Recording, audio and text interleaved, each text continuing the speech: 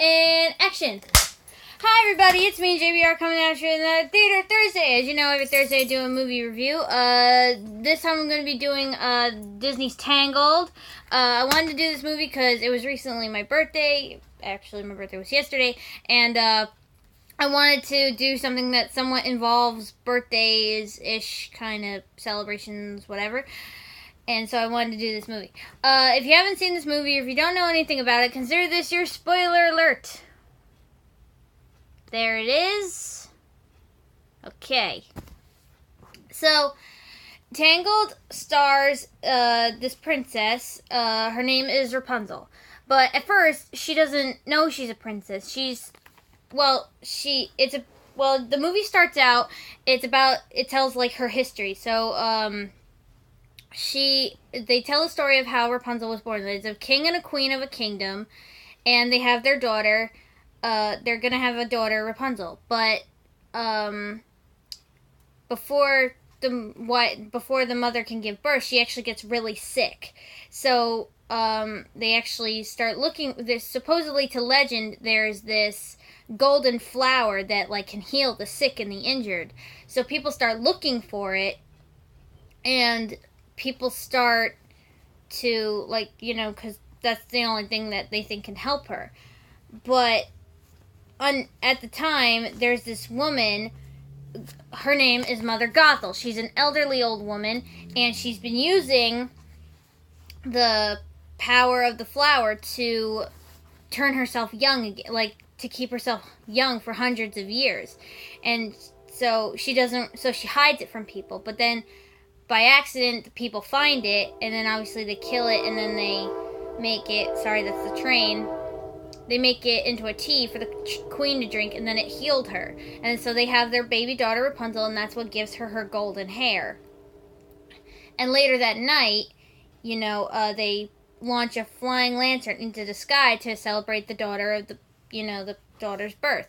But then Mother Gothel comes back, and she sneaks into the castle, and she tries to steal the hair of the princess. She tries to cut it because she thinks that she could use it just everlastingly. But what she didn't know was, once it's cut, it turns brown and it loses its power, because she now has the healing power of the flower in her hair. So, now that it's cut and it turns, the strand that she cut turns brown, and so it doesn't work anymore. So she decides to actually steal the princess, and she runs away, and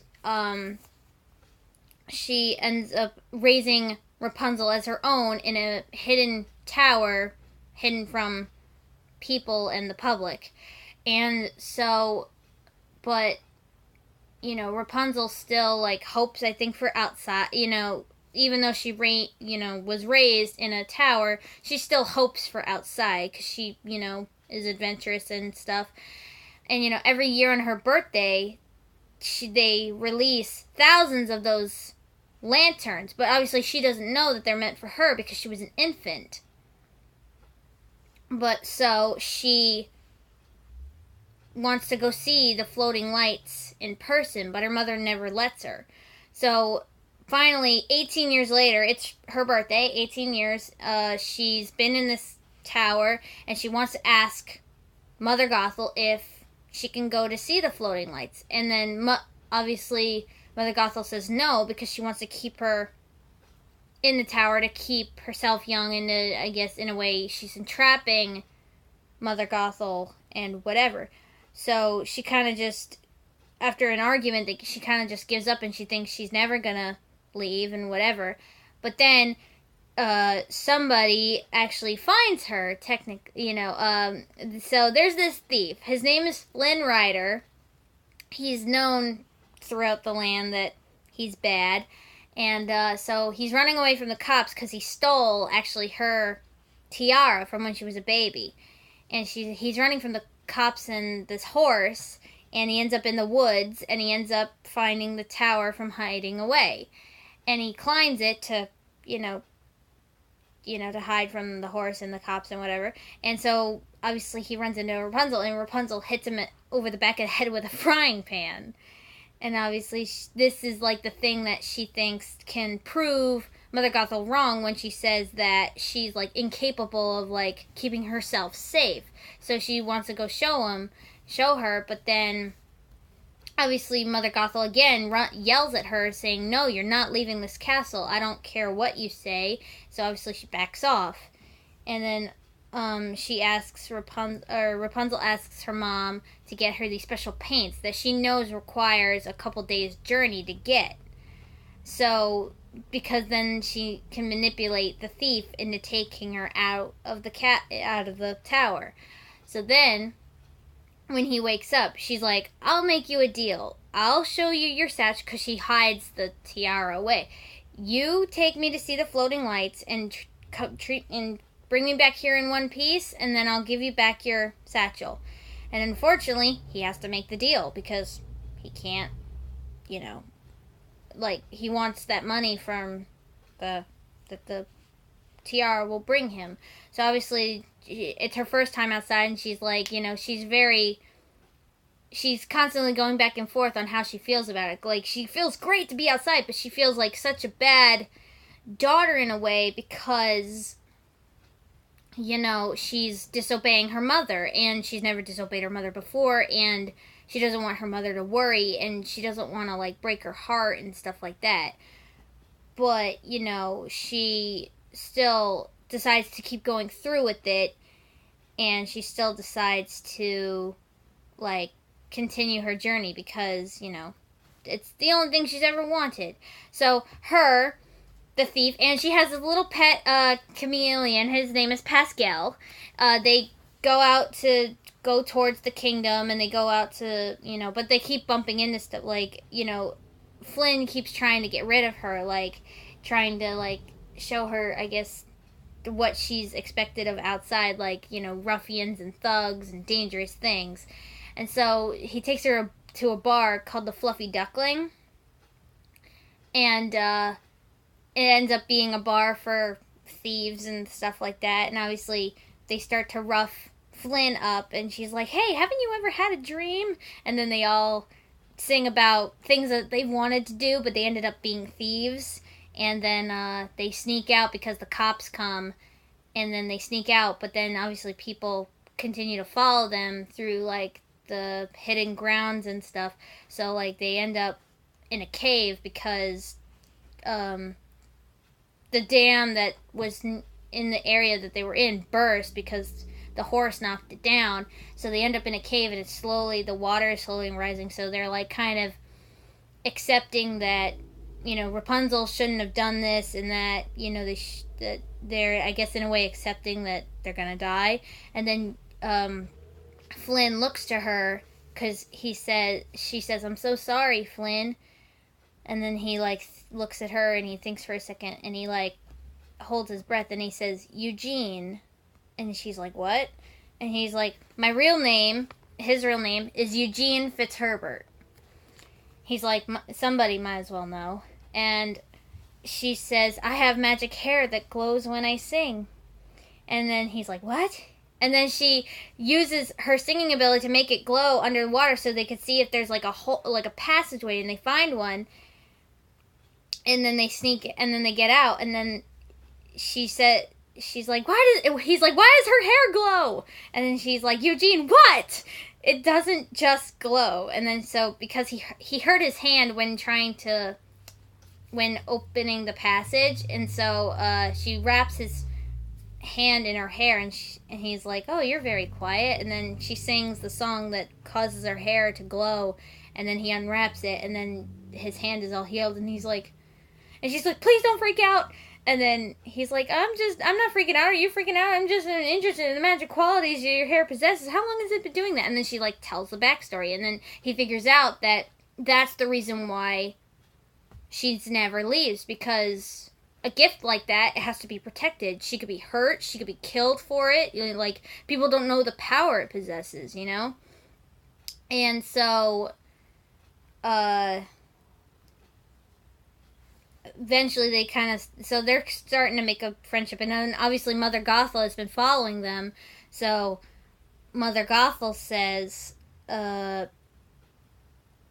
to Rapunzel, "Oh, you shouldn't. This is why you should have never left, because you're creating romances that aren't there." And so she still thinks that she knows best and whatever. But so Rapunzel continues with her journey anyway, and then so finally they make it to make it to the village or whatever, and then like she's seeing little hints of why they celebrate the lantern thing. It's for the missing princess, and that so they have flags and they have like dancing and stuff like that, and so she like celebrates and all these things, and she like makes a big mural on the ground, and then she ends up dancing with Eugene at the festival, but then it ends up being broken up because they're about to launch the lanterns, and then when they're about to launch the lantern, she's like, "What if it's everything that I want it to be?" And then he's like, "Well, I guess then you can find a new dream." And then so they do launch the lanterns, and then they sing about what it feels like. She sings about, or at least her half of the song, she sings about like how it's been like being contained all these years, and how it's like such a relief to be outside, and like how she's finally seeing the world, it seems like, for the first time. And then his half sings about how he's kind of been living in like a fantasy, like how being a thief and trying to be the cool guy isn't like going anywhere. Like he finally sees that there's stuff more important and whatever. And then they end up singing together a song, they call it The Light. And then they almost kiss. But then Eugene breaks it because he sees the two thieves that he used to work with to get the crown and stuff. And then so he brings the boat to shore, and then he goes to bring him the crown and stuff. And obviously Rapunzel is thinking, oh, he's running away, but he ends up being like beat up because the two thieves want Rapunzel instead, because they know what she can do, because Mother Gothel told them. So then they hit him over the head, the head, to knock him out, and then they like tie him to a boat, and they set him free to make it look like he fled. And and then the two thieves try to attack Rapunzel, and then Mother Gothel comes, and then she attacks them.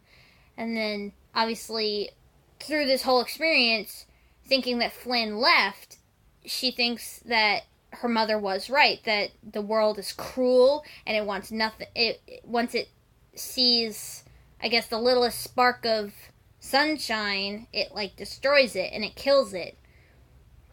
So she goes back home with her mother, and then she's trying to, in a way, forget everything, but obviously it's difficult. And then she's like looking at a flag that she got from the festival, and then she's like holding it like upset, and then she looks at it closer, and it's a picture of a sun, which is the emblem of the town or the kingdom. And then she notices in her paintings, because she likes to paint along the wall and stuff, that she actually hid a lot of suns in her paintings. There's like a lot of hidden suns. And then she realizes that she's the lost princess. And then obviously Mother Gothel tries to deny her, and she's like, "Oh, what are you, crazy?" And she's like, "It was always you. You're the thing that I had to hide from, not the world." And then, Mother Gothel ends up saying, "Oh, you want me to be the bad guy? Fine. Now I'm the bad guy." And then she like ties Rapunzel up and like gags her. And then obviously Flynn is at the time being held up by cops because they caught him with the tiara on the boat and stuff, and they end up throwing him in jail, and they're about to hang him. But then when it's about to happen, the thugs that they sang with at the bar end up saving him. So they end up getting him a horse, and the horse and him end up becoming friends. The horse that was chasing him before end up becoming friends, and then so they ride to Rapunzel's tower. And then he says, "Rapunzel, let down your hair." And right when he's about to